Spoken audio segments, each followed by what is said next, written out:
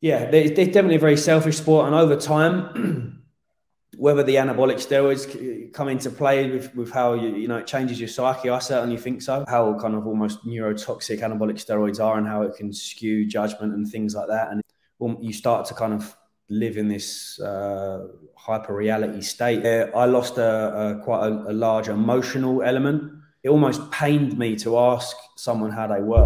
Thomas Maw, welcome to the Development by David podcast. How are you, man? Thank you for having me on. I'm good. How are you? I'm good, man. I'm good. Do you have any New Year's resolutions? I do, yeah. One of mine is to spend a month in another country, and I booked IB for yesterday, so I'm doing all of May over there. I do longer. I do a full season if I didn't have the dog with me, but I can't give him to my dad for the whole season. And a second New Year's resolution was to enter my 30s because it's my last year of my 20s. And I went to enter fully recovered, so fully recovered off anabolic steroids and feeling and looking my best. So it's a nice little kind of milestone to aim for. You speak about like feeling and looking your best. Are you near there just now, do you feel? Or do you think you've still got quite a lot of work to go? In terms of my physical appearance? Just how you generally feel about your physical appearance and how you feel about your kind of mental yeah, I think yeah, I mean, I allowed to become like fully immersed in this high rock style training, which is happening in the end of January.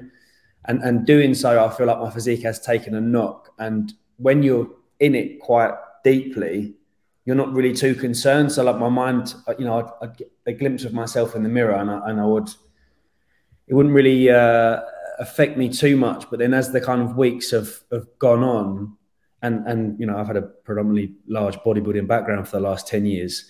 So it started to creep in now, and then looking at old pictures of Marbella and kind of peak physique has kind of got into my head a little bit, and it's also made me miss the bodybuilding side of training a lot. I went back to Muscle Hut Medway, which is a new gym by me about 25, 30 minutes away from me, and I deeply miss that element of bodybuilding training. So excuse me, it's affected me a little bit, but it's nice to have that new goal of trying to achieve a certain look being natural as well. So that's like an additional component that I'm excited for. So yeah, I've kind of almost fallen into that skinny fat Nate Diaz category that I mentioned.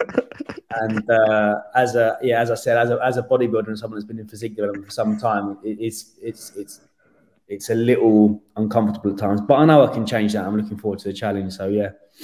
And I think subjectively, if anyone were to look at you, they would definitely not associate you with skinny fat or Nate Diaz build. They would look at you like you've got the dream physique, but you're only comparing to previous versions of yourself, or probably some of your mates that are still competing, or people in that gym that you're training at the moment. Do you think perhaps a lot of this is just in your head, and subjectively you're in most people's realm of dream physique? I mean, it's greatly appreciate you think I've got some people's dream physique. I certainly don't see it that way, but yeah, I mean, I can agree. It may all be completely psychological, but I think because I know where I can take my physique, and because I'm not there at the moment, I think that can have quite a catastrophic effect on how you are feeling. I know I can make adjustments and changes to my physique and improve condition. So I'm just looking forward to kind of collating all of the things that I've learned over these last 6 to 8 months, doing very much like a kind of functional style training, a lot more running, a lot more cardiovascular based work, and adding them back into kind of physique development and indeed going back into that. So yeah, I'm looking forward to it. It wasn't just your physical appearance that you wanted to make the best of your lifetime this year. It was also your mental stature and how you're feeling predominantly in terms of mental health. How's that just now? How's it going? Yeah, it's getting there. I think 2021, 2022 are probably definitely the hardest years I've had to kind of endure. I broke up with my long-term partner in 2021, which was in itself, very tough. And it was at the point of prep. So that was my last bodybuilding prep. So the actual prep itself was both a bonus and a negative, in the sense that I could totally lose myself in that prep. But it wasn't until post-show where I had to kind of actually face this idea that I've broken up with my partner. And it's very hard to accept that and to process that whilst you are prepping. And I thought I had, and I just simply hadn't. So I went away to Marbella a couple of times, and I kept kind of just prolonging the inevitable of having to like actually deal with that breakup. And then 2022 hit, and I was like a little bit unhappy. And I think what had happened was I associated my negative headspace with bodybuilding, you know, with the breakup. So it was like, I need to get away from bodybuilding as quick as possible, because I just wasn't happy. And it was also put me in a bit of a position where I was like, why am I bodybuilding training if I'm not competing? And, you know, you don't necessarily have to compete in order to bodybuild or focus on physique development. But in my head, it just didn't sit right. So I was like, right, I need a totally new avenue here. I need to totally jump into something new. Hyrox looked really interesting. I was training with, in the March On gym with Joe Brightman, who went down a very similar path.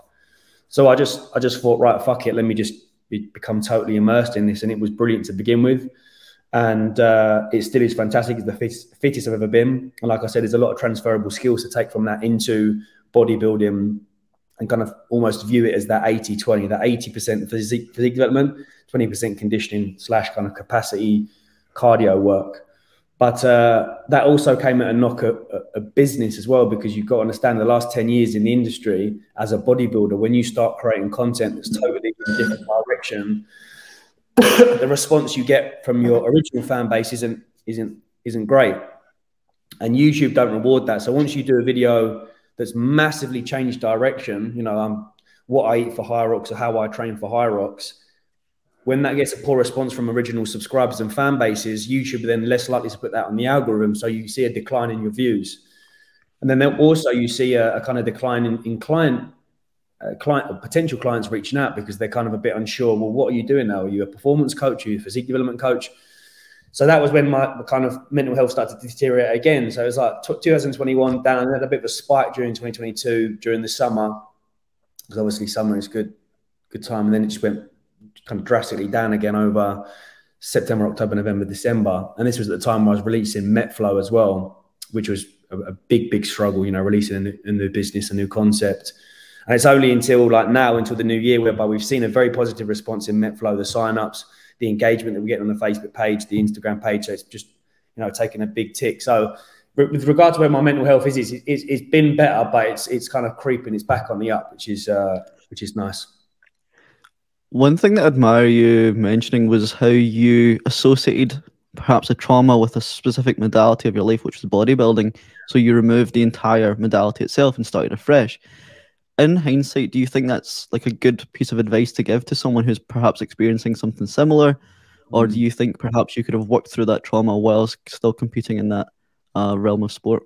Yeah, I mean, I think the competitive element I was done with, regards to, you know, either if me and my long-term partner would have still been together, I would have stopped competing anyway, because it kind of got toward the end whereby I was pretty much done with the concept itself, the kind of vigorous off-season and contest prep cycles, and losing that element of a social event or having a social life. I remember during the Euros, kind of, you know, we were all watching the football and they're all drinking, having chicken and chips, and I'm eating my salad, and I'm thinking, I'm 30 in a couple of years' time. I don't want to lose these precious moments in my late 20s.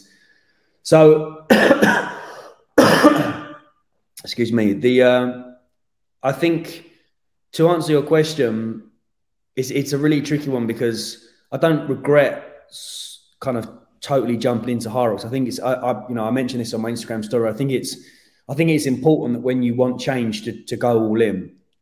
I think if you're sort of clinging onto it a little bit like an ex-girlfriend, you know, if you're kind of clinging on to bodybuilding when I want change while still doing something new, you're never totally allowing yourself to experience this new thing.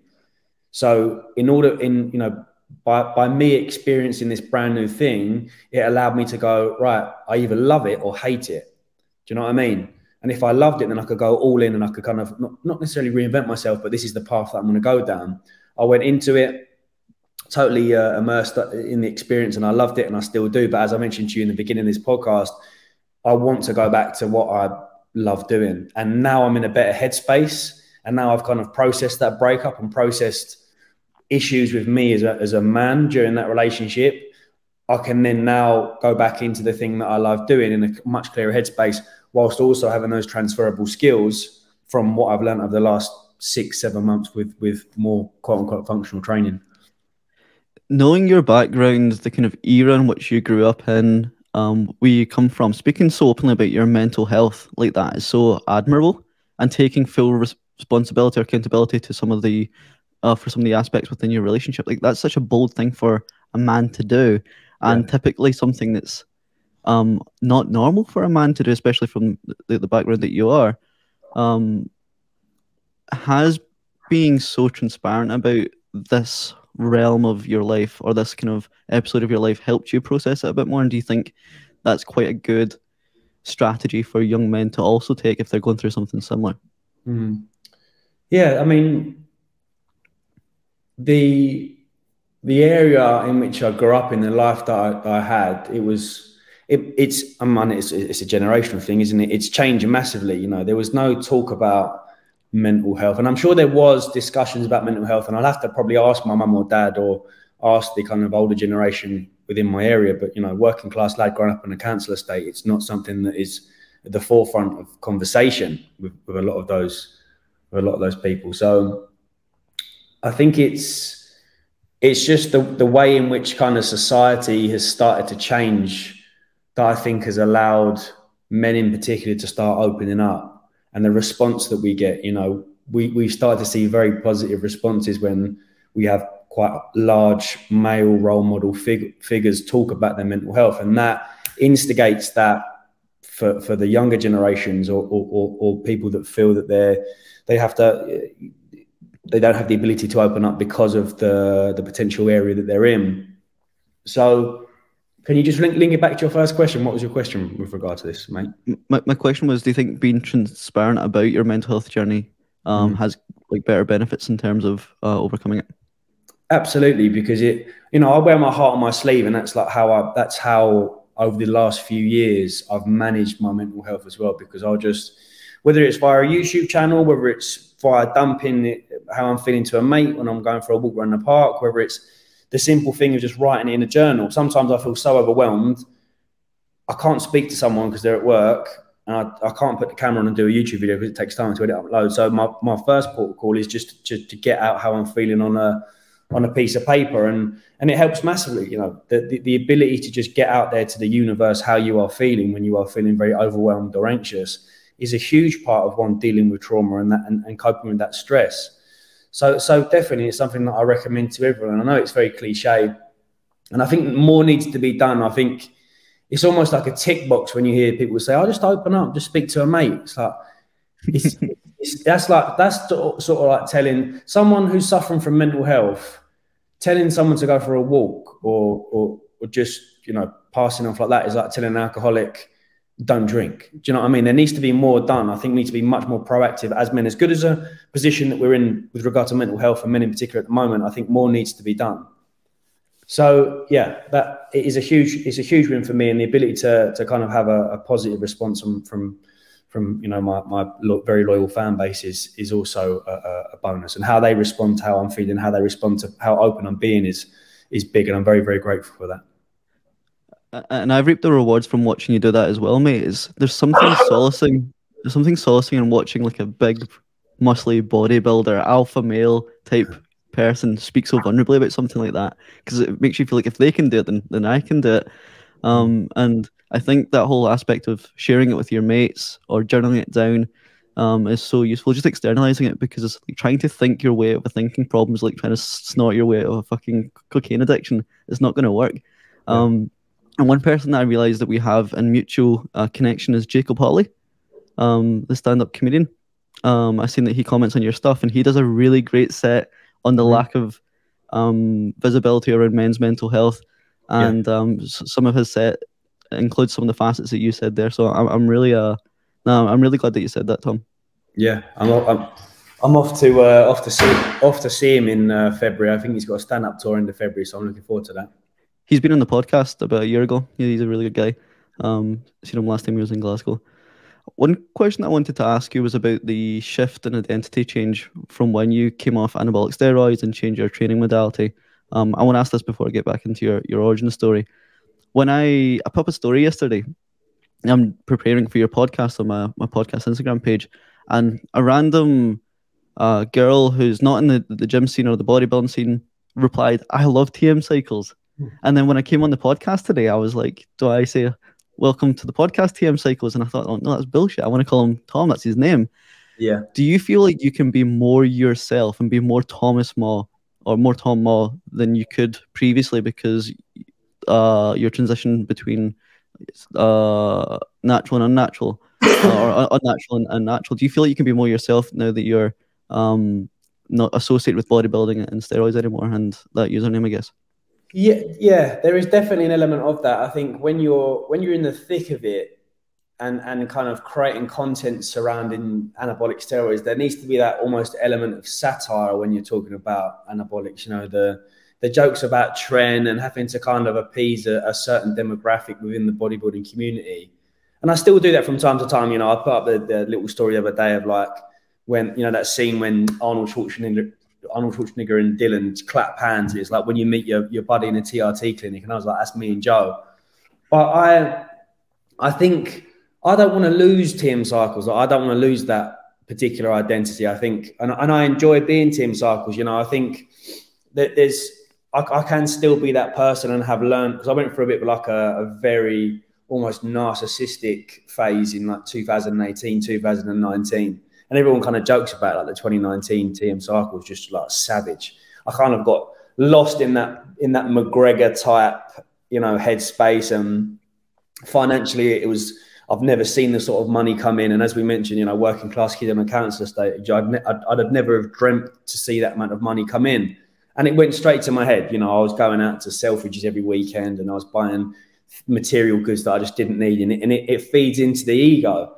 But I think it's important to look back at that and understand that, look, that wasn't me. It wasn't necessarily something that I necessarily want to be again. I think it's important to have.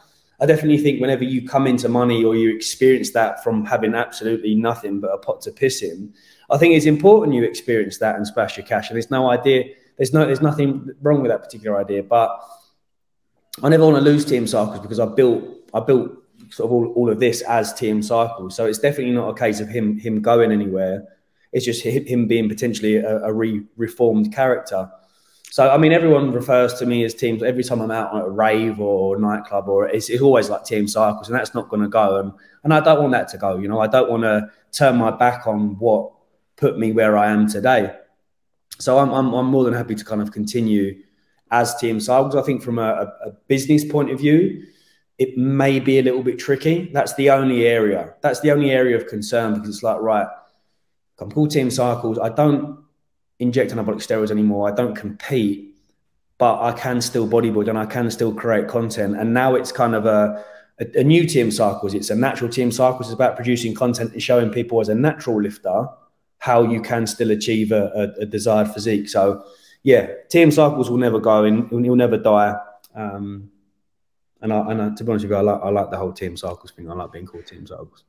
I think we all love that, mate. I don't think we want to lose that at all. And kind of true podcast style and the true format that I was hosting, and we've kind of touched on it already. I'd love to go back and just like unpick your genesis story, like where it all started, where you grew up, what home looked like. Could you give that to us, Tom? Yeah, sure. I grew up in a borough in southeast London called Lewisham, Blueborough. So I grew up, my mum and dad split up when I was around about 3 or 4. I don't really remember. I remember very small segments of them splitting up. I remember like being with my mum and then getting upset, not knowing where dad is, and then I'd be with dad and I've been upset where mum was. But then very instantly I was like, oh my God, I've got 2 homes here. Like, this is sick. Like, I've got 2 gaffs. So my week was split like Monday through to Wednesday with my dad, then vice versa with my mum, and then alternate weekends. And that was, I think, you know, try and draw a positive from situations like that. I know a lot of people in the position, like as myself today, that have come from split families. I think when that happens to you from a young age, you learn a certain level of discipline or sort of certain level of psychological resilience without you really realizing that you've done it. And I think that was my first kind of insight, or that was my first feeling of potentially trauma. Maybe it wasn't trauma, but it was my first experience of like emotional, like this is quite tough. And I think the earlier on in life you feel that, you become and you adapt better at later life. Like I've got friends that have been very sheltered all of their life, and they've got to like 25 and they'll have sort of a breakdown episode because their granddad's ill. And you think, wow, like that must be nice. Like you've gone through life and the only thing that you've got to in 20 is the fact that your dad's hurt his hip and he's in hospital. That's great. Like that's both amazing, it's so almost so pure, but at the same time it's like, fucking hell, you've got a lot to, you know, there's a lot going to hit you very hard as you get older. And the fact that we kind of experience that at a young age, I think, like I said, you know, keeps you in good stead for those sort of psychological challenges at a later life. But yeah, grew up in Lewisham, went to school there, very basic upbringing. It was just, you know, typical primary school. And my mum wanted to move to a different area because the particular area that we grew up in, it wasn't very, it wasn't great for school, if I'm being completely honest with you. We had this Forest Hill Boys secondary school, and my mum was like, look, we need to give you better opportunities, you know. And that's why I'm sort of so proud and why I wear, and I've got the coordinates of where I grew up on my body, because it's like, I don't want to ever forget that. I think a lot of people forget where they come from, and they forget what side their bread's buttered on. And everything I do is always with, you know, Lewisham within my head and heart, because there's a lot of there's a lot of kids that I look back at that are still there now, and they didn't have the opportunities that I had. And I can't forget that, and I never will forget that. But my mum moved me into a secondary school in Hayes, in Bromley, so it's a completely different borough, and that was a big kind of culture shock. It was a big change, you know. I went from a very you know, kind of experiencing multicultural ethnic minorities and to just very, very white, very middle to upper class, which was okay, which is absolutely fine. There's nothing wrong with that at all. So I kind of just naturally glued to the ethnic kids because it was what I knew. Do you know what I mean? I went from kind of Lewisham to there, and I remember speaking to one of the kids. I was like, where are you from? He was like, I grew up in Lewisham. And I was like, oh, fucking hell, like, I'm going to stick with you. And I literally stuck with him as mates for the whole of my school life. So I kind of was comfortable in that environment. And then I went back to Lewisham to kind of relearn as a PT. So it was nice to go back. I went back to Lewisham College this time. It's where I met Luke Johnson, the owner of Shredded by Science and the PT Collective. So he kind of took me under his wing. And I mean, like, looking back now, he gave me everything, that bloke. He gave me all the tools, and I'm very grateful.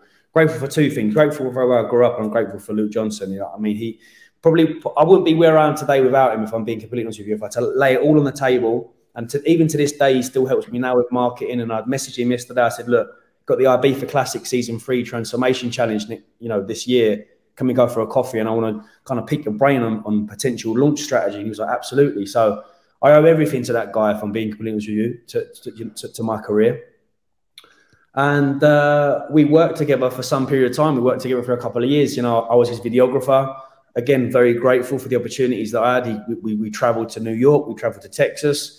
He from a networking standpoint, that's where I met a lot of the guys like Eric Helms, Team 3DMJ, Revive Stronger, a lot of the American crowd. So, you know, pulling from them was huge for me at that time when I was starting the YouTube channel. But it got to a point whereby it was very obvious that my own work with regard to kind of social media and YouTube and Instagram was taken over a little bit.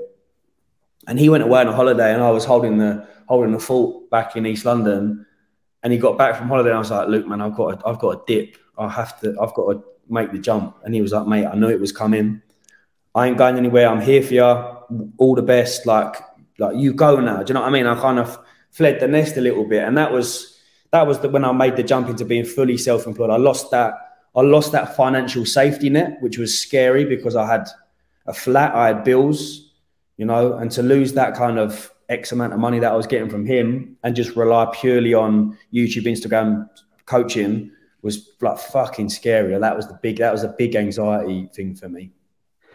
I can imagine, especially as a working class kid, like working with Luke was like a safety net for you. Yeah. People from a kind of typical working class background are quite risk averse. Self-employment or entrepreneurialism is totally like safeguarded and frowned upon. Your parents tell you to take the easier path, the comfortable path. I guess there was probably psychological lacerations that kind of discouraged you from making that move. Did you find that particularly hard because of your background? I don't know if it was to do with my background, if I'm being completely honest with you. My mum, every time I sit down and have a cup of tea with my mum and I speak to her about like MetFlow and this launch strategy and how MetFlow ties in with the Ibiza Classic and what I envisage where MetFlow goes, she's like, we don't know where we've got you from. You know what I mean? She said, because no one in the family is entrepreneurial. Her dad was a teacher, mum was a teacher. My dad said, like, my dad says I am his dad. So he's like, I see my granddad. I never got to see my granddad, which is a real shame. But he was like almost kind of fit in that quiet, brash, very alpha male. Went to war, was in during D-Day, cracked on there, came back home like nothing had happened. Do you know what I mean? Just very reluctant, just almost quite ruthless character. My dad's like that. I can see traits of him in you.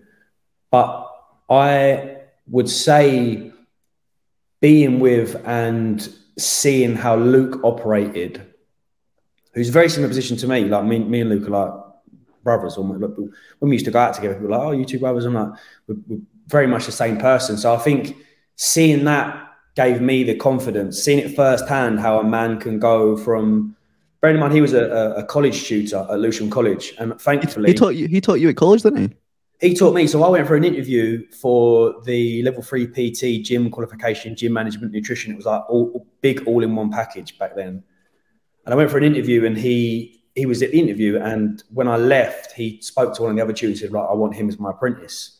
So I think he saw something in me straight away, which was crazy. I remember getting a phone call from him. He was like, "Look, they're going to call you in a couple of weeks, say you got the job, but I was going to tell you got the job." I was like, "Oh, this is sweet." He was like, "Yeah, you're going to work with me. You're under my wing." And we kind of worked together both in college, and whilst we was in college, we were doing and helping stuff for his online coaching. So he was like the original online coach, like Luke Johnson back in the day. And we used to, during like college hours, remember Alan Aragon? You heard of Alan Aragon? Yeah. We used to print his research review and put it in a binder, and we'd highlight it. And this was back when we'd use Twitter. So like we'd highlight the studies and we'd put them on Twitter, and the engagement was crazy. So seeing that firsthand and seeing an individual from a very similar upbringing to me make the jump by leaving college, like a lot of people stay in college just purely for like the pension, the package you get, the safety net. Seeing him do that allowed me to do that. So that was a big thing for me. I absolutely love that, Tom. Before we jumped on the podcast, this is why this podcast exists. You said that people from your background or your area didn't have the same opportunities as you. No. I'm guessing the opportunities that you saw or had were people that were posting online that you could kind of relate to, and Luke Johnson, who made this very close to home transformation from leaving college. Yeah. I'm guessing having both the visibility of that online content and Luke Johnson was what allowed you to believe that you could make something, do something similar, create your own flavor of that. Whereas perhaps some of the people that you grew up with could only see maybe local drug dealers or blue collar aunties and uncles working in different trades. But yeah, I can see why you felt more comfortable to make that move, because you had an inner circle that promoted that. Absolutely, and that the catalyst for that was Luke Johnson. Yeah, absolutely. And even the people that I did the personal training course with, who I kind of still, I still conversate with now and again. Even they haven't pursued what I've done, or they haven't pursued that goal of personal training, because their tutor just wasn't. We were all assigned different tutors, and some tutors were like maths teachers. I'm like, we're studying level 3 PT here, and your tutor's a math teacher. It doesn't make sense. So the fact that I had this path carved out for me, with like Luke being my mentor, and then I don't know whether it's God. I'm not a religious person, but like it's crazy. It's a crazy story to be in a position I am today, and I never forget that. Like, I'm truly grateful for that opportunity, and like I said, seeing that man do that just instilled that confidence for me to go, like, if he can do it, I can do it. As a late teenager, early 20-something-year-old, what did bodybuilding do for you in terms of tastes and traits, and what came after that? Yeah, discipline was the biggest thing for bodybuilding. It was huge. I started taking steroids because I was like, right, well, I can either go down like one or two routes here. It was like I was just started kind of dabbling with ecstasy and things like that, and like going out and kind of experiencing that party culture with my very first girlfriend. And it got to a point where I was like, right, I've just started training. That particular lifestyle is not, it's not together. You can't kind of push it in that sense, or like go to these little squat raves and wait till 11 in the evening and get a little text and like, right, go to East London for this warehouse rave. It's like, that doesn't go hand in hand with body composition and physique development. It just doesn't work.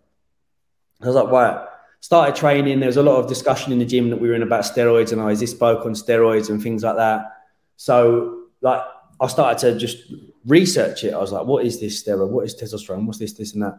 I was like, I want to take it. I want to try it. So it was like sort of switching poisons basically. It was like, right, if I'm going to stop this lifestyle, I'm going to go into this one. And I took steroids far too early, and that's something I always recommend people not to do. And I always talk about that. I just taken anabolic steroids far too early, but I can't change anything. These things happen. And I just instantly hooked to see, firsthand how your physique can change, how your mind can change, how your strength can change. And I was just sucked into it completely. And that level of discipline that was instilled, in particular when it was during a contest prep, because you couldn't fuck up, you simply couldn't fuck up. I couldn't go out because it would mean that I wouldn't place, which is big. And someone who's come from team sports and getting angry with the lack of performance in other people was good for me, because it was like, right, I can't blame so-and-so for not scoring any runs as a cricketer. I play cricket. I can't blame the team. This is all on me. So that level of discipline is something that I carry and have carried and still carry to this day. That was the main one for bodybuilding. Were there any negative experiences or cons or traits that it instilled in you? It turns you quite selfish. Bodybuilding is a very selfish sport. It's a very lonely sport. Turn your back on a lot of people. It can break down relationships. It can break down friendships. And this is nothing new. People know that. Bodybuilders in the thick of it know that. I had a very supportive partner throughout the whole thing, so I can't complain at all. I remember saying to her, look, I'm just not going to be here for 6 months. The start of every prep, I used to turn to her and say, look, I'm off. And she's like, I understand, like, I'm here, which is good. And I know that's great. Like, to have that in a partner's crazy, because a lot of women would just, show you the door and they walk out. So yeah, it's definitely a very selfish sport. And over time, whether the anabolic steroids come into play with how it changes your psyche, I certainly think so. I certainly think, and a lot of new data and research is coming into light now about how kind of almost neurotoxic anabolic steroids are, and how it can skew judgment and things like that. And I was quite naive with regard to the psychological issues with steroids. I was very right. It's as long as my bloods are okay, as long as my blood pressure's okay, then I'm fine. And I never really looked into or tapped into the psychological component of it. But it can definitely skew and you start to kind of live in this hyper reality state almost. It's just not real. And in part, that may be the bodybuilding itself, that may be the anabolic steroids, that may be the combination of them both. But you kind of lose certain things, and I lost quite a large emotional element, of being on hand, and kind of, it almost pained me to ask someone how they were. You know what I mean? Like, it used to pain me to say, like, how's your day been? Because I was so in this ruthless bodybuilding mindset of like fucking diesel. Everything's just like, I've got to be this routine. If the routine's out by an hour, this is it. The day's over. I'm fuming. It's all your fault. It's not my fault. So I lacked empathy, like massively lacked empathy. I really struggled, like, and it's weird because now I'm the total opposite. I'm like a teddy bear. Like, I need someone to like hold me. Do you know what I mean? I need to be like, when I just need to rest my head on someone's chest, and I need my head to be stroked. And I need someone to tell me everything's going to be all right. Whereas back then, there was none of that. There was absolutely none of that. There was no emotion. There was no emotion. And that over time compounds into being quite in a nasty headspace. And that's why I was like, right, I need to stop competing now, because I do another year of this, I'm just going to turn into stone. Like, I'm just going to be totally emotionally unavailable, which isn't a good look at all. Have you taken proactive steps to unwind that, what seems to be narcissism? Like, have you had taken therapy or done any sort of introspective work? Therapy was huge for me. Like, therapy was so I had CBT, cognitive behavioral therapy, and to break down, to kind of pinpoint very small areas as to why you're feeling like that was massive for me. Like, that was like a big stepping stone to kind of the position I am now, that I have the kind of confidence, the ability to talk on camera about how I'm feeling, my emotions. And one area that we kind of spoke about was this like level of acceptance, like the fact that I went from Lewisham into a brand new environment, brand new school, and was almost trying to have to change who I was to become accepted by the peers, my fellow peers. She said at later life that you're probably experiencing that with like social media and YouTube and Instagram content, that you're trying to appease certain people because it's what you're used to. You know, you suffered a lot of, like, for me, transferring from primary school to secondary school was up there with one of the hardest things. I remember, like, the whole of year 7, it emotionally scarred me. And you know, I remember, like, I used to spend my fucking lunch break in the toilets crying, mate. Like, it was like, it's mad to look back on that. And I don't even like looking back on it. Do you know what I mean? And I should probably still go back into that and like really dissect that, but I don't know. I really don't like to. And I think that sort of having to hide my emotions back then may have kind of filtered back into like later life in my bodybuilding career.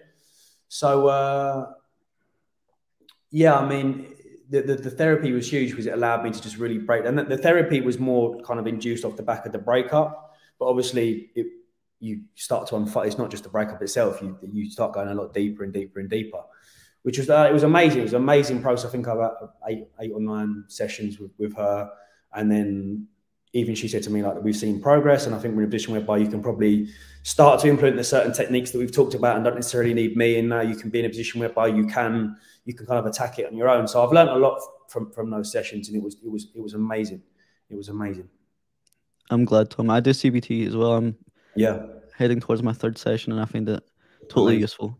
Totally useful. So thanks for championing it, man. Another question that I had was, you mentioned that it was a real privilege and luck to have someone by your side during a time where you had to give it your all, dedicate basically every waking minute and every sleeping minute to bodybuilding. Now that you have changed modality and perhaps the extremism isn't quite the same, was that a conscious move in terms of mating selection? Because you know perhaps it's going to be so hard to find someone new that will accommodate that lifestyle. Do you think that was a conscious move or subconscious move, or do you think it's just an added benefit to your new lifestyle? A conscious move to live a less extreme lifestyle? I guess so, yeah. It's a very good question. There's definitely still extremes in my lifestyle. You know, like the tenacity that went into this MetFlow launch was just.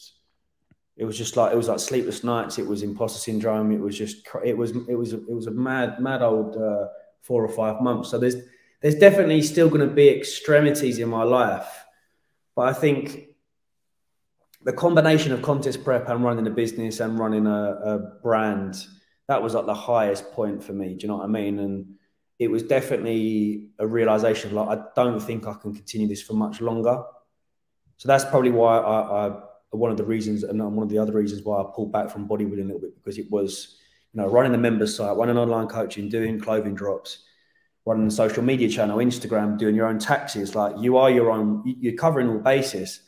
And at the same time, you're like, oh my God, I've got a partner. I've got to keep her happy. Like, I've got to go out. And I think with me, what I fell into the trap was of, just buying like material goods as to try and mask the lack of emotional and support there. So, yeah, like I suppose these things happen, and maybe it wasn't just the bodybuilding that was the reason why we did separate. But looking back on it, I think one of the biggest things I speak about on the podcast as well is like this annoyance that I can't now show that person the person I am now. Do you know what I mean?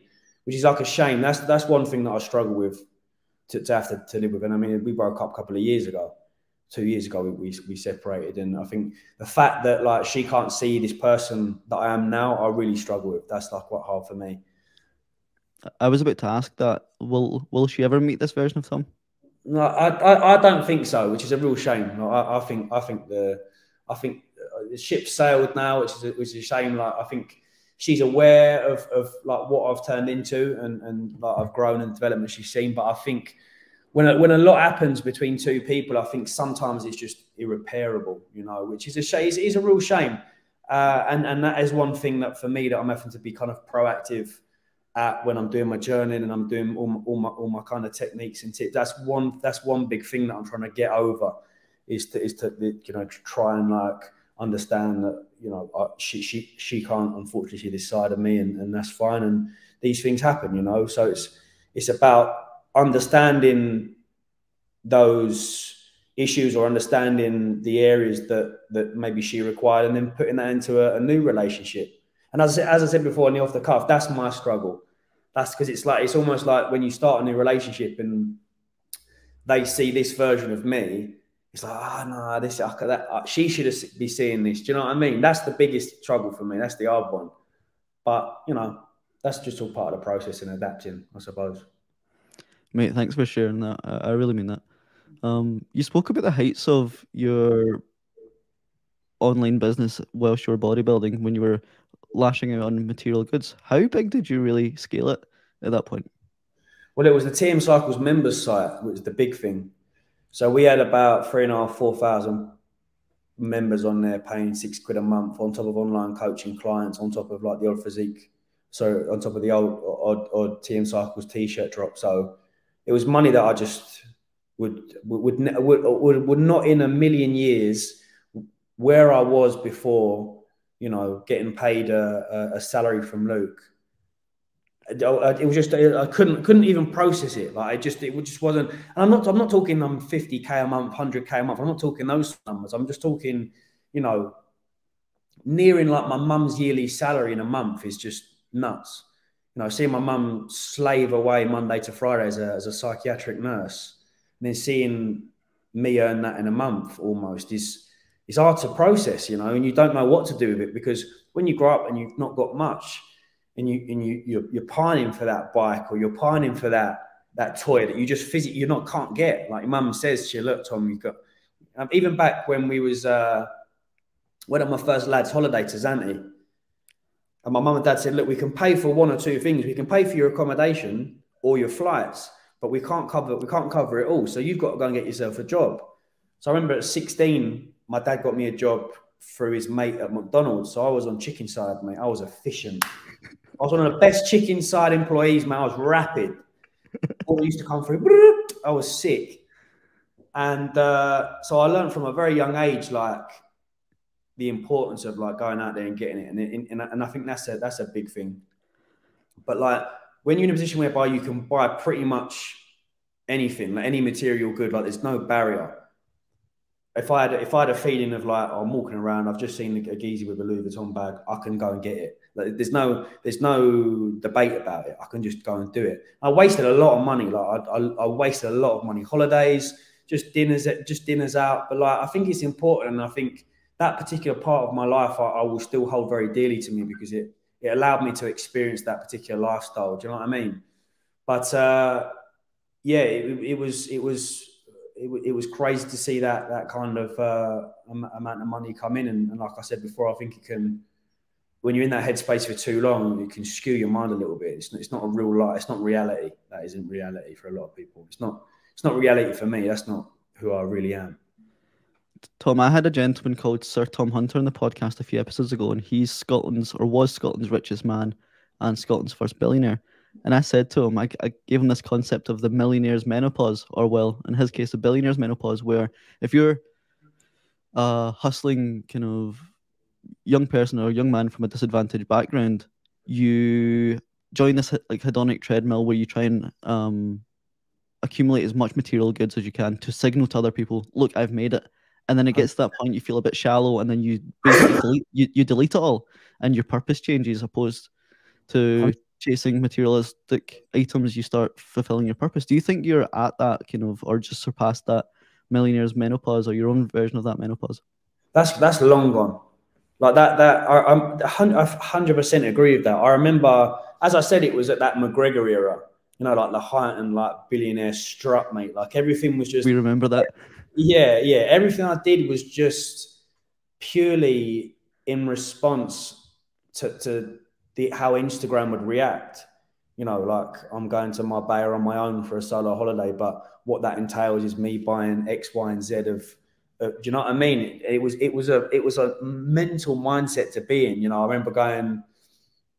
We flew to Mykonos, and I was like, right, what do all the influencers do? They get that archetypal like airport shot, candid with a Louis Vuitton bag. I was like, right, got to go to Louis Vuitton then. I'm like, it's just crazy. It's just such a mental mindset to be in. And now I'm really quite subdued. Like I still, don't get me wrong, I still like spending money, like because but it comes from a better place this time. It comes because I want to buy it, and it makes me feel, not because what other people think. Do you know what I mean? But no, I haven't been clothes shopping in ages, mate. Like I'm like an all black kind of guy now. I've got 7 black Nike t-shirts that I wear throughout the week, and I got that kind of tip from Stephen Bartlett, because once you start removing that decision making process of like what to wear, just allows you to crack on with the day. Like 7 black tracksuits, 7 black t-shirts, bang, that's me done. That's me done for the week now. Mate, I'm the exact same when it comes to podcasting or work. I just wear a white t-shirt or a black t-shirt. And in a similar vein, I've experienced a similar flavor of that. Like, first person in my family to have a salaried job, working in professional services, that's going to obviously pay somewhat better than the rest of my family tree has.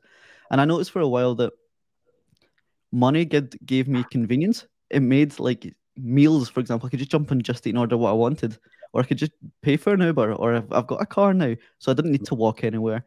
Food was on an app. I felt like that level of convenience actually subdued my hustle, because I didn't have this hunger to go and get it anymore, because I could get what I wanted to some degree. And this year I'm trying to live a more minimalistic life. I want to remove some of the things that give me ease, so I find more pleasure in delayed gratification and delayed dopamine. Hopefully that pays off and gives me that hunger back, because I really lost that myself. Yeah, absolutely. Well, I was in the same position as you, in the sense that I was earning quite a large amount of money through doing nothing. Like the TMCycles member site, I outsourced Gigi, my videographer. He would edit and upload. He would edit for me and upload it to G Drive, and I would click a button, and it would be on the member site. Like I'd wake up today and go, right, what's on? Right, I've got to upload a members video. What do you mean? That takes 10 seconds. That's not a working day. That's completely absurd. And you get comfortable. You get far too comfortable. And I remember back in 2021, whereby I essentially was like, right, I'm going to make myself uncomfortable here. I'm going to get rid of all of my clients. I'm going to get rid of basically every single one of my clients, and I'm going to get rid of the member site. So it's going to force me to kind of like start from the bottom up again. Do you know what I mean? So the member site went to a vault that's still there. You can still pay for access. Got rid of a lot of my online clients. And that was partly because I wanted to just have a few months to myself. It was like the end of my bodybuilding career. I was like, I'm going to go to Marbella, had a week off social media, had a really nice detox. And then that week off social media just turned into like a couple of months here. And I was like, right, my funds are running quite low here. I'm eating into far too much money. I need to do something about this and start kind of changing. That's when Flow by Maw started and kind of doing content surrounding that more lifestyle approach. And then it started to take an uptick from there. So I completely understand and I agree with you. It's funny how we've referenced McGregor quite a few times throughout this, but that's very much his life cycle. Remember the young, hungry, pre-Chad Mendes, pre-Aldo McGregor, who was on that hustle. That's my favorite version of McGregor. I still idolize some of those speeches, but now he's got everything he ever wanted, and he's just not hungry anymore. And you can see that in his performance. And I think we've probably got to a very similar but different version of that. Yeah, absolutely. I call him car park McGregor when he used to train in the car parks. Do you know that relentless look? I've rocked up. I'm still in camp. Like I don't care where we train. Let's go and fucking put mats in the car park. Do you know what I mean? Now he'd turn his nose up at that, you know.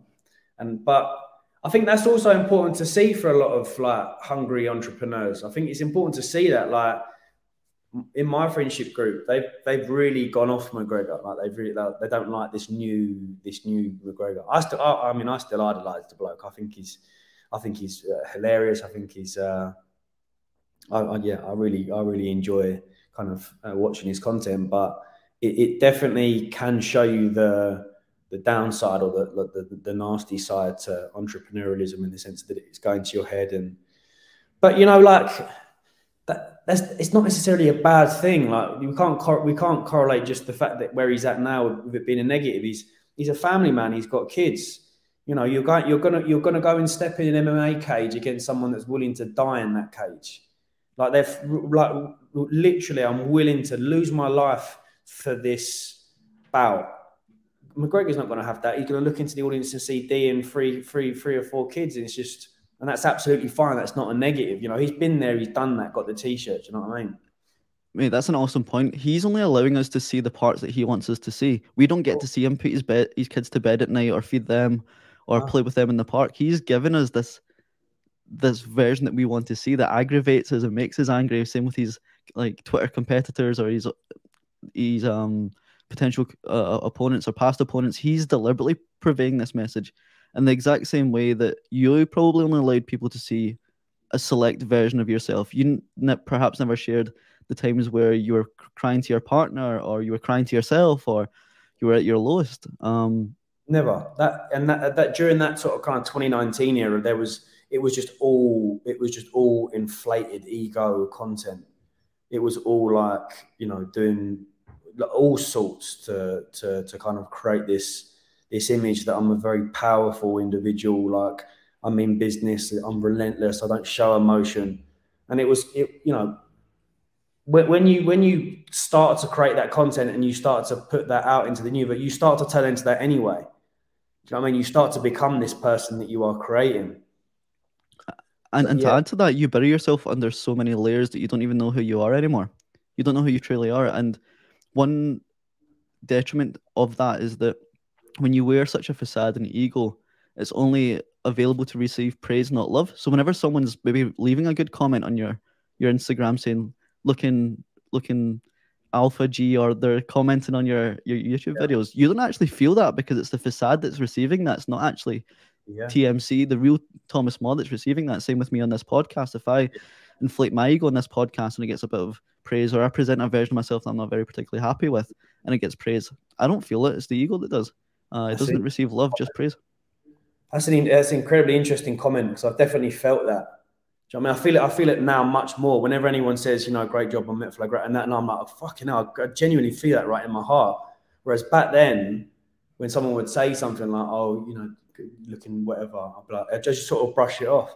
I remember just like not commenting back to YouTube comments, because I thought I was above everyone else, which is just absolutely absurd. It's ridiculous. You know, I praise my social media presence on my engagement. The fact that I wouldn't respond to a message is absolutely ridiculous. But then now you've just said that, it's like, was the reason why I wasn't commenting because it's the ego that they're commenting and not me. So am I too afraid to say thank you? You know, if I've created this image of myself that isn't really me, and someone comments positively on that, then why am I going to say thank you? It just doesn't connect. So yeah, it's a mad point you just raised there. And that same concept can be used as a defense mechanism, because if you fail drastically, if you don't hit that goal, well, you can be like, well, I never gave it my true self anyway. That was development by David, or that was TMCycles that was presented with that opportunity. So it's not a reflection on myself. I don't actually need to do any work. Or perhaps because you had this kind of narcissistic persona, you're like, well, if that gets criticized, or my girlfriend doesn't like it, my parents don't like it, it's not actually me anyway, so I don't need to change. I've been there before, mate. I've been there many a time during the heated argument and said exactly that. Yeah. I love it, mate. Talking about personas online, talking about Conor McGregor, I want to ask you about Liver King and that whole expose of his, which most of us would have guessed anyway, his unnatural status. What's your opinions on that? I mean, it was just blatantly obvious that he was running anabolics. That's not the question. It's just mad that we are in 2022, 2023, still in a position whereby that is occurring. You know, I thought we got rid of it. I really did. I thought we did a really good job at kind of calling out fake natties, and there only being a few left. And even like Mike O'Tren, it's almost like he's now part of the joke, and he knows that it's obvious that, I mean, that is so clear cut that he takes anabolics. It's not even worth debating about. But it's all very well and good laughing about it, but when you've got someone like Liver King who comes onto the scene with this kind of new concept of like, you know, very caveman-esque, and we should be doing these like principles, I think that I mean, I was never into him. I couldn't stand the bloke. Can't stand him now either. And I hate how he's now playing into it. Like, just, it's all a joke. It's like the last few years, it's just a joke to you, is it? Like the fact, and not understanding that because you've come onto the scene in the fitness industry, this brand new concept, you are then, you know, you are creating a brand new audience of younger generation lifters that are potentially going, oh God, if I do just eat raw liver and train like Liver King, then I can do it. So that it's so disingenuous and it's so dangerous. I really do think it's dangerous, because that we know now how vulnerable and how fractured our society is when it comes down to our mental health, and also in particular about individuals' appearance and how so many people struggle with self-image issues.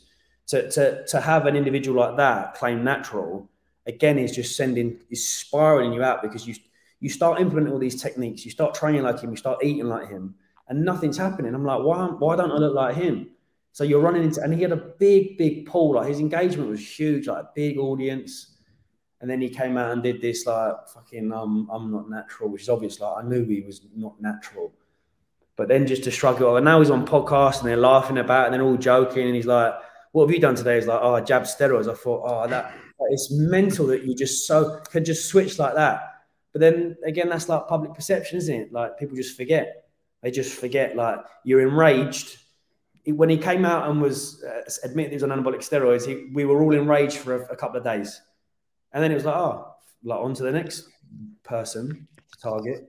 You know, I think this is going to be a trend for 2023, mate. We've seen, like, last year, Andrew Tate have this meteoric rise. Some of his messages are positive, some very negative. He got cancelled and then went on Piers Morgan and kind of almost redeemed himself to some degree.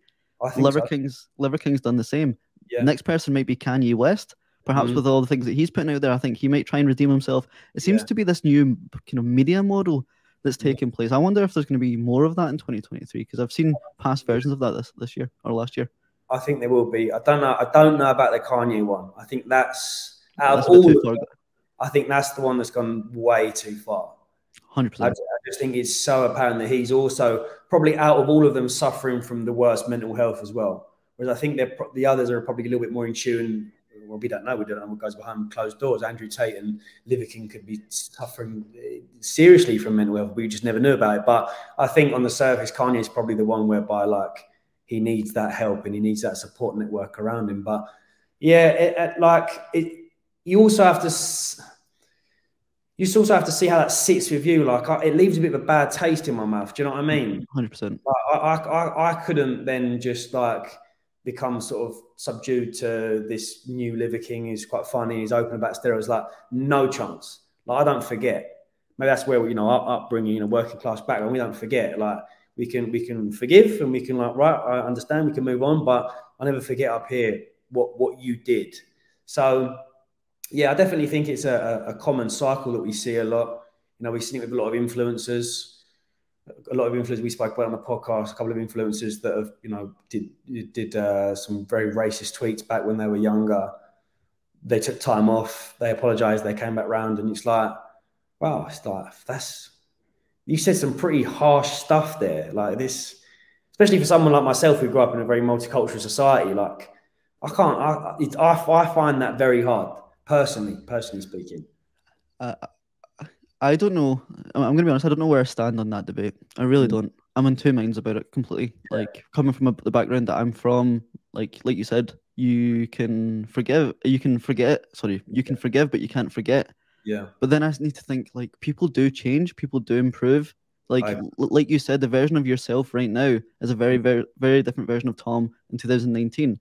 Absolutely. Put them both out to the public domain. 90% might hate one of them and 100% might love the other. You have changed. So we can't hold you to the previous views that you had, perhaps. So it's very, I really don't know where I lie on that. Like, there's probably things in the past that I've said that I wouldn't be proud of now. But I guess when you get to that level of fame, it's a very different story. It's a very different story when you get put on a pedestal like that. Of course, but you said to yourself just then, there's probably things I've said back in the day, and there's ways that I've acted back in 2019 that I've been. But then, is it racist? Do you know what I mean? Yeah, true. You have to say, okay, it's all very well and good me being a fucking narcissistic, arrogant arsehole, but was I being racist? You know, was I being misogynistic? Was I being all of these things that at an age whereby a lot of these, and you know, the people that we're talking about in question, they're of an age whereby like they know what's going on, they know what they're saying. You think a 16, 17, 18-year-old TMCycles would have been saying any of that stuff? Oh my God. My mum or dad would have been around here within seconds, mate. Clip round the ear, they'd have been, like, do you know what I mean? So, but I do agree with you, and I agree people can change and they can kind of repent almost and look back at their previous self and make amendments to it. But it's kind of like, and it's individualistic, isn't it? We all differ, like how far they've stepped the line, because to some people they may not have overstepped the line and they're going, well, they mucked up, or they've said this and that, but they've said sorry. And so for us, it's like, no, you've overstepped the line. So other people, you just, you know, you're hovering underneath. So, yeah. Do you think such people like Liver King should be regulated, that type of content, because it can have such a detrimental effect on people's mental health? Mo Godat says, he was a great guest on Stephen Bartlett, wrote a book called Soul for Happy. I think he says like depression occurs or anxiety occurs when expectation is less than, reality is less than expectation. Sorry, let me rephrase that. Depression or anxiety occurs when reality is less than expectations. Happiness occurs when reality is expectation or greater than expectation. So if we have this kind of false expectation that just eat raw balls and raw meat to become the shape of Liver King and lift outdoors all day in sunlight, and we don't gain that expectation, we don't meet that expectation, of course we're going to feel anxious or depressed. That being said, do you think, much like if I put a podcast on around COVID, like we'll have a COVID banner, do you think we should actually be regulating that to some degree? Absolutely, but it's just it's almost never going to happen in our industry. We speak about this on the Off the Cuff podcast. As much as we'd love to have some form of regulation, and we're talking about online coaches as well. Let's not forget that. Like, we're talking about men who push the boundaries with their female clients, and how that just, they go into that same cycle. Like, they gain this traction, they become super confident, they think they can act a certain way with females, they get called out for it and they get exposed, they go into hiding, and then they resurface again. And you think, if that was any other profession, you're out of a job. You know, if you're acting the way you are with females and vice versa, females too, it's not just men to women, but you are out of a job. You know, if my mum as a psychiatric nurse did what Liver King did and lied to all of her patients, she's gone. Like, there's not even probably going to be like a tribunal, or you're just out of a job. So there definitely needs to be some regulation, and it's probably not going to happen. And the only regulation that we can get is by using platforms like myself, or by using other influencers with a large following to openly speak about this. And I think with the rise of like more plates, more dates, and individuals in a similar position to him, that is almost like our regulation. You know, having large figures with hundreds of thousands of followers that shine a light on anabolic steroids and doses and what he was running and his blood work and things like that. So that's like our way of getting back, and that's like our, in essence, our regulation. How does that make you feel now that these figures such as Derek from More Plates, More Dates, how does that make you feel that their content is now widely accepted, but when you first started speaking about steroid usage and being so transparent about the whole journey and giving people such free information over YouTube, you were probably striked out by the community guidelines at the time? How does that make you feel in retrospect? Honestly, it doesn't make me feel anything, if I'm being completely honest with you. It really doesn't. And I think maybe because obviously I'm not in a position now where I'm taking anabolic steroids, but yeah, it didn't make me feel, it was quite like, almost quite endearing. It was like a challenge. It was like how Andrew Tate bangs on about the Matrix. It was like, this, I'm against the Matrix here. Like, I had two strikes. I had 2 YouTube strikes, and as we know, three 3 strikes and you're out, and there's no, you know, there's no like, can I have a meeting to get my channel back? There's none of that. You get 3 strikes on YouTube, you're gone. And that was at a time when I had about 30, 40K subscribers, and I've been grafting some time. So I didn't want to lose that. So I had to almost accept defeat, and I had to go back through all my videos and delete all those videos. And I lost millions. I think I lost like 7 million views. It dropped hugely. And who knows the way in which the algorithm works. But I think that particular period of my YouTube career has impacted me now. I think when you're going on such an upward trajectory and then you just stop and delete videos and you stop what you're doing and then you start reinventing and you start doing new videos, it's very gnarly. So that's why one of my kind of 2023 New Year's resolutions was to start a new channel. And it'd be very SEO based, very sort of almost Jeff Nippard style. You know, I love that sort of content. I absolutely love sitting down with a cup of coffee, researching a particular topic, planning the video, doing the voiceover, getting the B-roll, getting the footage. I love those sort of videos. And I haven't done them in a while. And we'll see. I think I'm going to experiment with that sort of content on TMCycles. You know, the very SEO based, quite punchy, high like clickbaity. Pardon? Quite clickbaity. Yeah. Clickbaity in some sense, but in the sense that it's not like I took Tongat Ali for 30 days and this happened. It's like I actually took Tongat Ali for 30 days and this did happen. Okay. I'm not going to have a picture of like a fucking like deflated cock in my hand like that. Going, oh no. I don't want to go down that route. I had a really good conversation with Fergus Crawley the other day. I don't even know Fergus. And he was like, he almost doesn't feel comfortable having to do going down this new YouTube route of the certain thumbnails. And I was like, mate, they're brilliant. Like he said, this is the first YouTube thumbnail that I've sort of done. It was the how to wake up early. I think it was like 9 a.m. and he was like this. And then 5 a.m. he was in bed smiling. I was like, mate, that's just the way that we're going now. And, you know, that is, our attention spans are so short. And we've got TikTok to blame for that, you know. 100%. I just learned recently that Netflix, the titles that we see on Netflix are, for example, Breaking Bad, the title that I see for that will be very different to the title that you see for that. Is based on, I don't know, our engagement with the platform. So these kind of flashy, emotive, clickbait thumbnails are very relevant and very needed because all the other platforms are using it. Yeah, and you have to sometimes, and I'm quite stubborn as well. And I've been doing YouTube for like 10 years now, and I remember back in the days whereby like a typical London vlog, you know, I'd go up to London, I'd vlog it, would get 30K views. No chances that happening now because, you know, if I just put on my YouTube video like London vlog, STK dinner or something like that, just basic, like a really wholesome weekend, YouTube aren't going to reward that. YouTube don't give a fuck that I've been to London and had a nice day.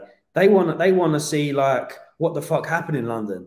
You know, if I did like a London vlog versus this happened in London, just a small change of phrase, the way you set up, is crazy now. And you have to, unfortunately, you know, you can't beat them, join them approach. Mate, I'm on the exact same mentality. I don't want to give up podcasting. This interaction that we've had is priceless to me. Yeah. I could be broke. I'll never give this up. It's saved me at my worst times having real intimate conversations. But I realize that people don't have the attention span for these conversations anymore. And I've realized for 2023, I'm going to have to, unfortunately, Tom, snap up a 7-minute trailer clip where you talk about Liver King just to get people onto this podcast. Unfortunately, or I'm going to ask. My next question is going to be ask your post-steroid kind of symptoms and what you've experienced, because I know I need to clip that up so people come onto this podcast. It's just the way it is these days, but I'm not going to give up this authentic long-form conversation. I'm just going to have to package it a bit differently. Like I had, do you know who Max Fosh is? No. He's a YouTuber that does all these extreme stunts. Not extreme stunts, extreme pranks. Like he bought a piece of land outside Gatwick and put "Welcome to Luton" on the field. Oh yes, I remember that. Yeah, that did. So I had him on, and unfortunately, his story was brilliant, right? But I had to clip up the. Yeah.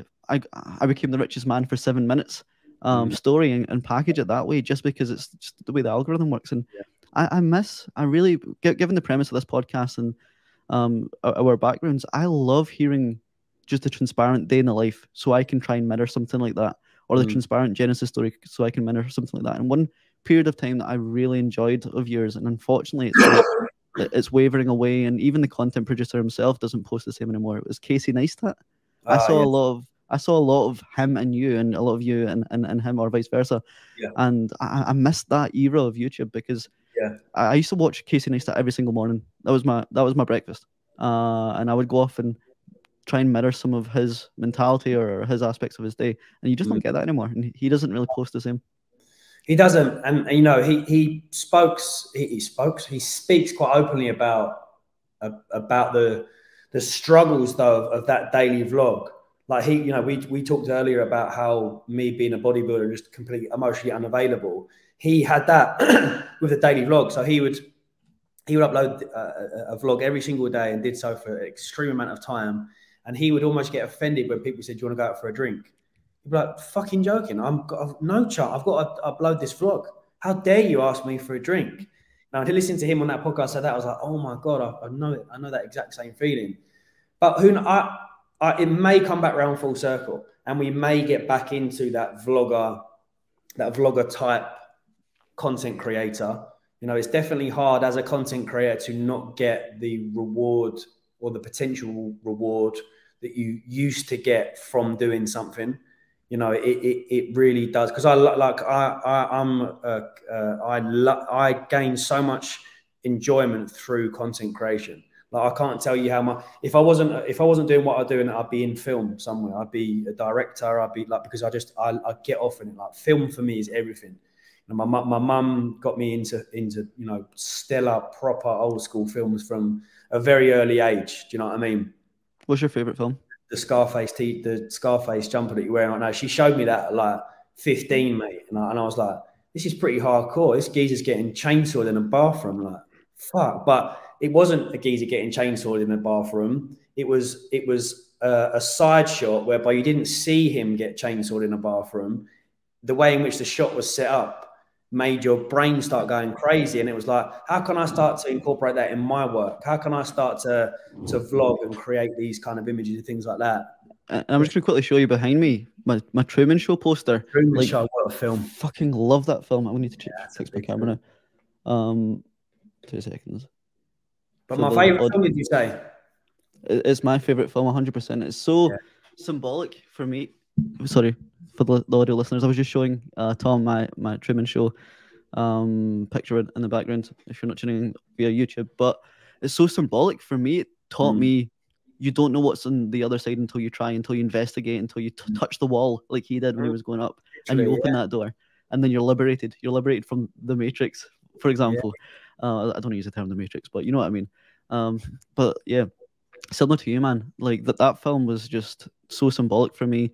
And we can see that in your content, man. Like you can tell you're having fun with it. You're creating it for you. You're not creating it for anyone else. And I was on Colin Campbell or Campbell Conversations the other day, and we're speaking about things that we're predicting for 2023. And I think long form content, whether it's movies, whether it's documentaries, whether it's podcasts, will come back in fashion. People will lose trust in this kind of short form wisdom. Yeah. Because I feel you might see this around you. People are only learning and short, sharp anecdotes. They can give you a high-level statistic, and that's it. There's no substance or applicability that underpins anyone's knowledge these days. And I think people are going to get sick of that. They're not going to be able to cash that in for rewards. So they're going to go back to long-form content, and hopefully, somewhat this year, this stuff, what we're doing right now, and the stuff that you do, will be rewarded once again. Absolutely. And it's like we're unhappy because we're happy. We're unhappy because we're continually getting that dopamine hit, and we're going to get to a position whereby we're almost going to hit burnout. It's like we can't sustain this level of like intense scrolling, bam, and YouTube shorts. People are going to want to go back to that. Right, I'm going to sit down for 15 minutes while I have my morning breakfast here and just enjoy a TMCycles or enjoy this podcast. Like, it will come back. We just need to be patient. And yeah, like I said, I gained so much enjoyment from like. What I've started to do recently is just give an insight into how I'm also doing my content. And that feeds really nicely into my idea either later this year or next year at some point, which is the TMCycles Creator Academy. I was about to ask about that. I was going to say, look, why haven't you done that? Because I know. Gigi says that to me every time we go for. He's like, "Why have you not done this?" And I'm like, "I'm such a perfectionist. Yeah, like it needs to be perfect." But Gigi was like, "No, just get." I'm talking. Get 2 lights in your room and tell everyone how you create content. And I was like, "Oh God, I don't know how that sits with me. Like, I need to plan this very lavish kind of setup, and I need it to be absolutely perfect." But I gained so much enjoyment from 1, creating content, and 2, telling people how to create it. So I've started to do like Instagram reel audio edits for people to use. And like, it's I think 20 people use the audio, and to see how they're setting their shots up, I'm like, mate, it's like, I feel like a proud dad. I love it. I absolutely love it. I saved one of your audios the other day. It was like a motivational, was it firefight? It was just, what film was it from? Firefighting. I'll tell you it's from. God, I forgot the name. It's the song is The Cure. I don't know the film. I can't remember the one where he says like, "Fuck you." That one. I'm gonna find it and play it through. I wonder if I'll get cancelled for this or demonetized. No, I'm not even monetized. I'm gonna quickly find it. Whether this makes the podcast or not. TMC. Metro Boomin edit. There we go. Oh yes. So that's not from a film. That's from a boxer. That was was it Teddy Atlas? Boxing coach, correct? Yeah. Yeah, that's it. Here we go. We're firemen. We are firemen. The heat doesn't bother us. We live in the heat. We train in the heat. It tells us that we're ready. We're at home. We're where we're supposed to be. Flames don't intimidate us. What do? We control the flame. We control them. That's a good one. So I remember hearing that. I mean, because that was when the Metro Boomin song was out, and like everyone was using like Scarface. They were using Breaking Bad, and I was like, "There's this motivational speech like I love." Like I say to myself when I'm running, when I do my 5Ks, I scream. I'm like, I'm a fucking fireman. Like I train in the heat. I say it to myself all the time. Like if I'm with a training partner and they're slacking, I would say we're fucking firemen. Like we're at home when we're struggling now. So I was like, let me put these 2 together. So I downloaded I isolated the track, reduced the background noise, added it into the Metro Boomin track, and I was like, this sounds sick. This is quality. Next question I want to ask you on that. If someone wants to embark on their content creator journey, what are like the fundamental things that they need? Just go out and just film. Just don't even just go out with your iPhone. Go take yourself to London for a day. Obviously, use your iPhone using it this way as opposed to this way if you are creating YouTube content, and just start to get an understanding of just like what life looks like behind the camera. You know, start to film a bus, start to film something stationary, start to film something moving, experiment with slow motion, you know. And I think the biggest area for me in order to start creating content was just my background understanding of film, and, you know, seeing the differences of like Quentin Tarantino's close-ups and kind of incorporating that into my YouTube, or the symmetry, or like Edgar Wright's like very fast-paced, on the beat Baby Driver type. So I would say educate yourself with like stellar films. Go and watch, you know, big TV series, things like Sopranos, Breaking Bad, because you start to understand. That's where you build the fundamentals. That's where you start to like soak in, right? That's how it's shot. This is how the director is trying to incite a certain emotion or feeling here. So once that's set in, then the fucking world is your oyster, mate. Like you don't need a 30K setup. My first 5 years on YouTube were for an iPhone 5. You know, everyone has a camera in their pocket now, and the quality on these things is absurd. Like if I had that back in the day, that's mental. One thing I love about you now, I've learned your whole end-to-end journey. You become like an observationalist of something, like movies or PT or training or functional fitness. You observe, and then you apply and you do it yourself, and then you teach it back. Like that's a loop that you've been going on for the last 15 years, maybe. Like you weren't qualified to be the entrepreneur that you were in 2019. You're quote unquote, you weren't qualified to teach what you're teaching now, but you have put the reps in and learned by yourself and through observation, and then you've packaged that up and sent it back to the world, same like you'll probably do with this content creator course. Do you think that'll be a continual cycle of the career of TMC, is just pick a modality, observe the modality, apply it, learn from it, package those lessons up, and fire that back to the world to monetize it, and we go again. Absolutely. Mate, I love being the student. Like whenever you're struggling, going back to being a student is the best thing. Like, do you know how much enjoyment I got from going back to the March On seminars? I went to 2 seminars, signed up to their academy, signed up to their course, and just like being able to sit down and someone tell and educate you on a certain area that you don't know about. You know, and that is the biggest downfall in a lot of people. They stop learning. Like you, no matter how high up you are in your industry, there is always more to understand. It may not be the direct avenue of what you're in, but it may be like, right, okay, I'm say you knew everything about physique development, everything. Like you were like you knew every single minute piece of detail. There's still more because you just change. You go marketing. So now I've got to understand marketing. Now I've got to understand copy. Now I've got to understand videography, things like that. So there's always more to learn. 100%. That's when I've been hitting my own version of that menopause. I realized, like, what do I want to get out of this life? And it's just to be a continual student, learn as much as I can about people, places, platforms, and everything in between before I die. Be a vessel for knowledge. That's why that's why I have this podcast. I'm nothing but a vessel between you and the listener. I'm just asking the right questions to get the information out of you and passing that on to others. And I think that's what I want to do for the rest of my life. And I feel if I look around me, especially still in a working class town on the west coast of Scotland, everyone around me, their education stops at their employer or their university they go to. They're so, I don't want to say arrogant, but they think these institutions are what feeds them all the information they need to know. But no, you need to be proactive with it.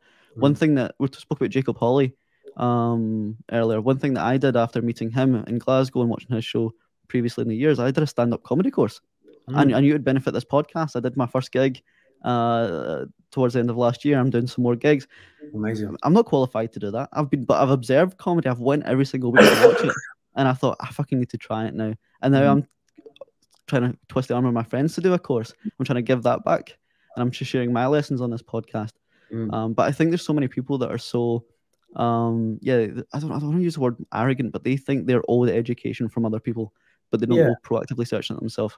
It is a little bit of arrogance, but I also think it's almost maybe naivety. Yeah, I think that is it, because they've almost been conditioned to believe that course, that level 2 PT is enough, because they've kind of been subject to being conditioned by the level 2 or level 3 PT course that it is enough, and it's not. You know, I went into that level 3 PT with Luke Johnson knowing full well that this is probably going to be equivalent to about 2% of what is out there. And that's mainly from him saying, look, the qualification means nothing. Don't do what all of these other kids do and put level 3 PT in your Instagram bio. That's embarrassing. The fact that you've got level 3 PT in your Instagram bio is like trying to become the next Gordon Ramsay and putting I worked in McDonald's on my bio. You have to be aware of that. And I don't think a lot of people are aware. They get that hit of like, right, I've done a level 3 PT. Where's all the clients? Oh, they're not here. Why is that? Well, because I'm not educated and I'm not knowledgeable enough. 100%. I need to ask the clickbaity question I wanted to ask. What was it like? What did you experience coming off of steroids? Looking back on it now, I think it's really hard to pinpoint why I had such a dip in my mental health last year. It may have been the fact that I stopped bodybuilding and went into this new venture. I started a new business. So can we say that steroids caused that? It's very hard to say that.